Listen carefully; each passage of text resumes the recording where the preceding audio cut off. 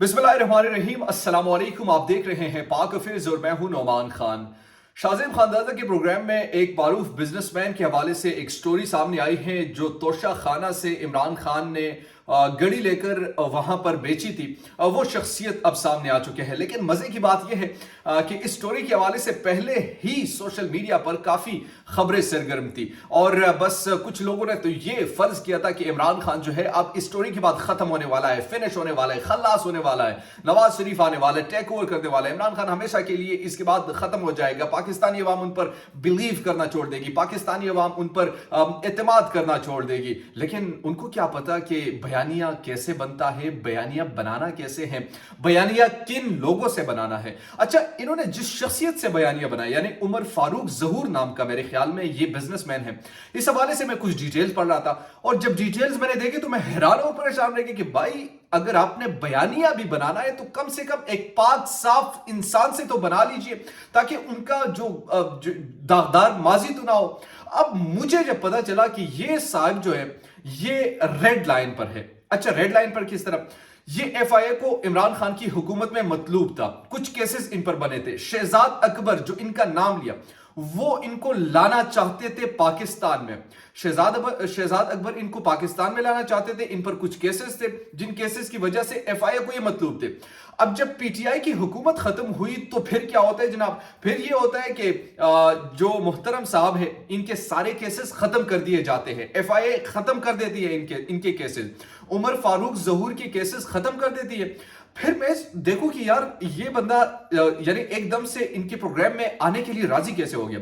Mister dash ने राजी किया होगा, बिल जबर राजी किया होगा, मिसाल के तो उनको कहा होगा कि भाई ये केसेस दोबारा खुलेंगे और हम आपको पाकिस्तान लेके आएंगे और फिर आपको भुगतना पड़ेगा। या तो इमरान खान के खिलाफ आपने ये इंटरव्यू देना। शाहजेब खानजादा बेचारे का इंटरव्यू जो था वो पहले से 10 बजे, अभी मैं जो वीडियो बना रहा हूं 10 नहीं बजे अभी ये इंटरव्यू नशर होगा, उनसे बातचीत होगी। फिर जब 10 बजे से पहले तमाम चीजें सामने आ गई, जब सामने आ गई तो सोशल मीडिया ने 1 घंटे में ही इनकी भुरगस निकाल दी।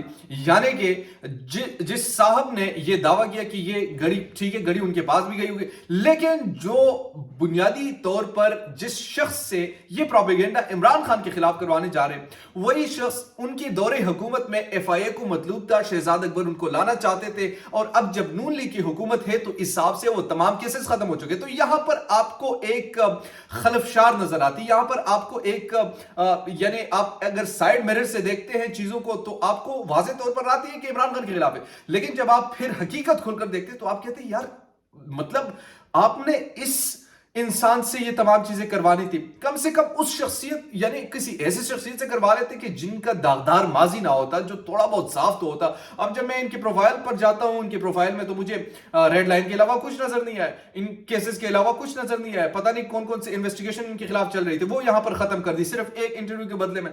यानी मतलब कि आपने अगर बयानिया बनाना है तो यार पीटीआई वालों से कुछ सीख ले। कल बल्कि मैं महमूद सरफराज को जियो पर ही सुन रहा था, तो उनका ये कहना था कि जो पाकिस्तान तहरीक इंसाफ का सोशल मीडिया है और नून लीग का जो सोशल मीडिया है इसमें 30 साल का डिफरेंस है।